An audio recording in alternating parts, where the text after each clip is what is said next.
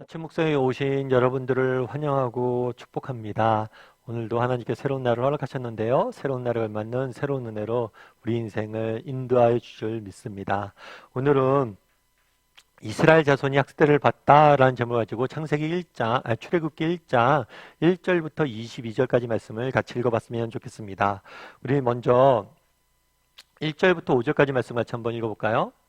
야곱과 함께 각각 자기 가족을 데리고 애굽에 이른 이스라엘 아들들의 이름은 이러하니 르무벤과 시므온과 레위와 유다와 이사갈과 스불론과 베냐민과 단과 납달리와 갓과 아셀이요 야곱의 허리에서 나온 사람이 모두 70이요 요셉은 애굽에 있었더라. 예, 우리가 어제까지 사도행전에 대해서 묵상했죠. 몇 달에 걸쳐 사도행전에 대해서 묵상을 했는데 오늘부터는 좀 출애굽기에 대해서 우리 한번 묵상해 봤으면 좋겠어요. 근데 출애굽기의 시작은 이렇게 되어 있죠. 야곱과 함께 각각 자기 가족을 데리고 애굽에 이른 이스라엘의 아들들의 이름은 이러하니. 그래서 사실은 이 1장부터 5절까지는 창세기 후반부에 나와 있는 이야기예요. 야곱이 그 가족들을 데리고 애굽에 이르렀습니다. 그렇다면 왜 야곱이 애굽에 이르렀을까요? 원래 하나님께서 가나안 땅에 보냈잖아요. 그리고 가나안 땅은 내가 너에게 줄 것이다. 그리고 가나안 땅을 떠나지 말라고 이야기하시죠. 근데 왜 애굽에 이르렀어요? 그 당시에 가나안 땅에 기근이 임했기 때문이죠. 그래서 큰 기근이 임해서 더 이상 먹을 것이 없어서 애굽에 먹을 것을 구하기 위해서 도달하게 돼요. 그런데 그때 애굽에 누가 있었어요? 애굽의 총리로 요셉이 있었죠. 그래서 요셉이 그 형들에게 하나님께서 나를 먼저 보내셨다. 당신들 위해서. 그래서 요셉으로 인해서 뭘 하게 되는 거예요? 그곳에서 이스라엘 백성들이 생육하고 번성하는 모습들을 우리는 보게 되는 거예요. 우리 그러면 6절부터 9절까지 말씀을 같이 한번 읽어볼까요? 요셉과 그의 모든 형제와 그 시대의 사람은 다 죽었고 이스라엘 자손은 생육하고 불어나 번성하고 매우 강하여 온 땅에 가득하게 되었더라.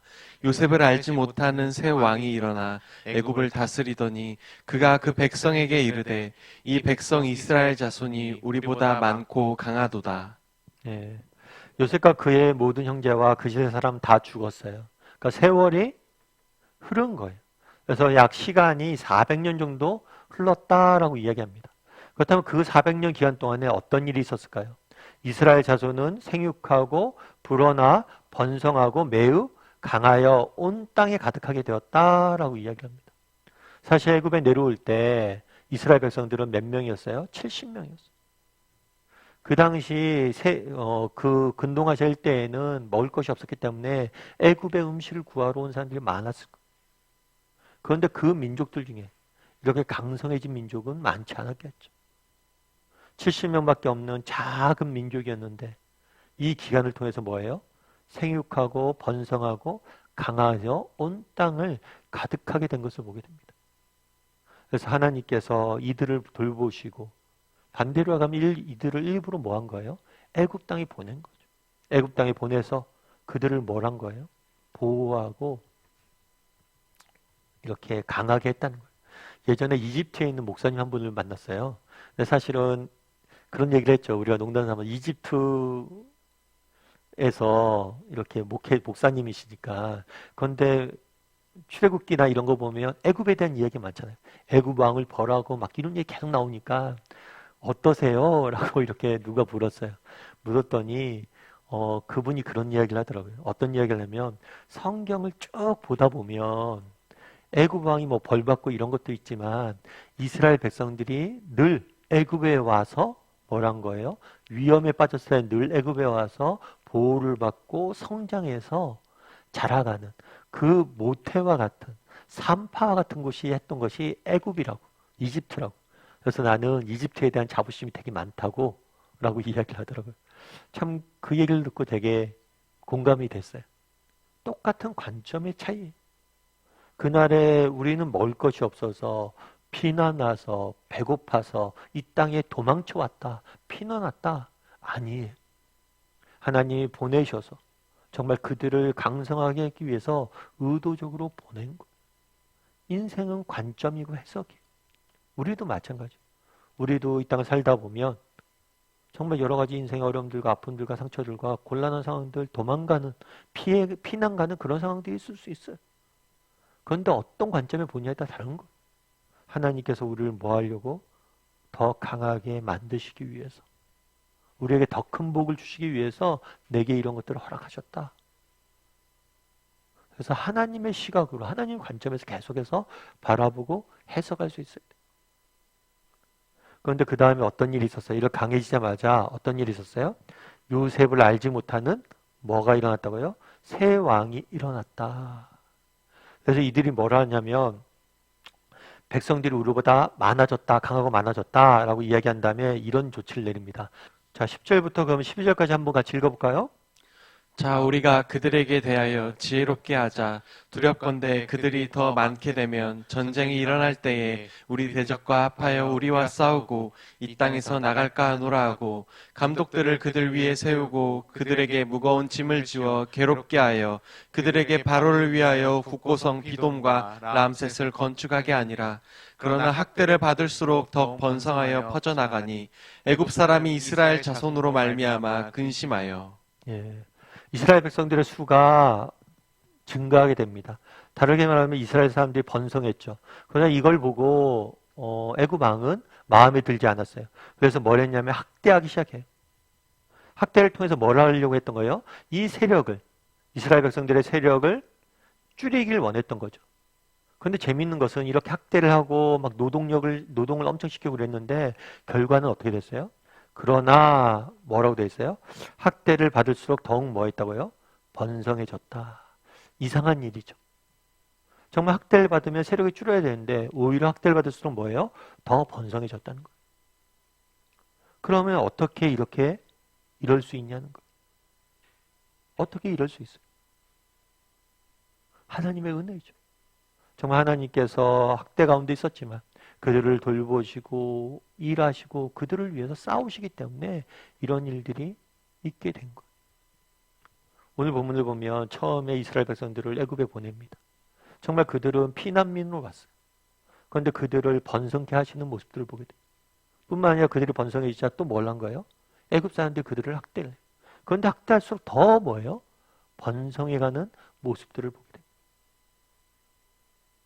그럼 우리가 여기서 발견할 수 있는 게 뭐예요? 정말 하나님의 선한 계획이 있다는 거예요. 애굽에 보내신 것도 하나님의 선한 계획이 있고 뜻이 있고 목적이 있어서 그들을 보냈다는 거예요. 그리고 그들을 보호하시고 인도하시고 이끌어서 정말 그 70명밖에 안 됐던 사람들이 점점 더 번성해가는 모습들을 우리는 보게 돼요. 다르게 말하면 무대 뒤에서 일하시는 하나님의 모습들을 우리는 발견하게 되는 거예요. 예전에 제가 인디안 성인식과 관련된 글을 좀 재밌는 글을 읽었어요. 그건 뭐냐면 인디안 성인식 때 하는 일이 있대요. 그건 뭐냐면 첫 번째 일은 뭐냐면 옥수수 밭을 지나가게 한대. 옥수수 밭을 쭉 지나가게 하면서 그걸 한다고 그러더라고요. 옥수수 밭을 지나가는데 바구지를 하나 줘요. 그리고 단 하나의 옥수수만을 따게 하는 거예요. 그리고 한 번 따면 끝이에요. 그리고 옥수수를 이렇게 가지고 가다가 길을 뒤돌아갈 수 없어요. 뒤에서 봤던 게 더 큰 거 같네 하고 뒤로 돌아가서 딸 수는 없어요. 한 번 걸어가면서 무조건 따야 되는 거예요. 그런데 재밌는 것은 그 끝날에 이 성인식이 다 끝나고 그 옥수수밭을 다 지나오면 사람들의 생각보다 작은 옥수수를 딴다는 거예요. 그럼 왜 작은 옥수수를 딸까요? 뒤에 큰 옥수수가 있을지 모른다는 생각 때문에 큰 옥수수를 봐도 따지 않는다는 거죠. 그래서 지혜를 주기 위해서 그랬다고 그러더라고요. 뭐냐면 정말 오늘을 현재를 살 줄 아는, 그냥 막연한 내일에 대한 그런 것들이 아니라 오늘 현실을 살 줄 아는, 오늘을 볼 줄 아는 눈을 갖게 하기 위해서 그렇게 한다고. 또 한 가지 성인식 때 하는 게 있어요. 그건 뭐냐면 성인식이 되면, 아이가 되면 숲속에서 혼자 밤을 지내야 돼. 혼자서 밤새 숲속에 있어야 된다고 그러죠. 그럼 아무리 성인이 됐지만 아직은 어린애잖아요. 얼마나 그게 두렵겠어요.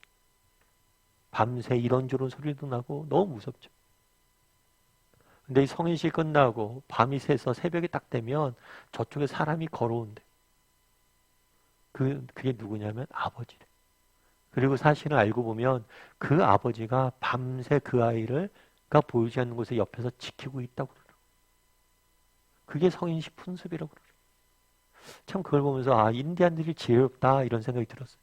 그리고 또 한 가지 든 생각은 뭐였냐면 밤새 지키고 있는 아버지, 그 생각이 났어요. 오늘 본문을 보세요. 정말 이스라엘 민족들이 먹을 것이 없어서 애굽에 내려옵니다. 그리고 핍박을 받습니다. 그럼에도 불구하고 그들은 성경 뭐라고 얘기해요? 학대는 있었지만 어려움이 있었지만 번성했다. 왜요?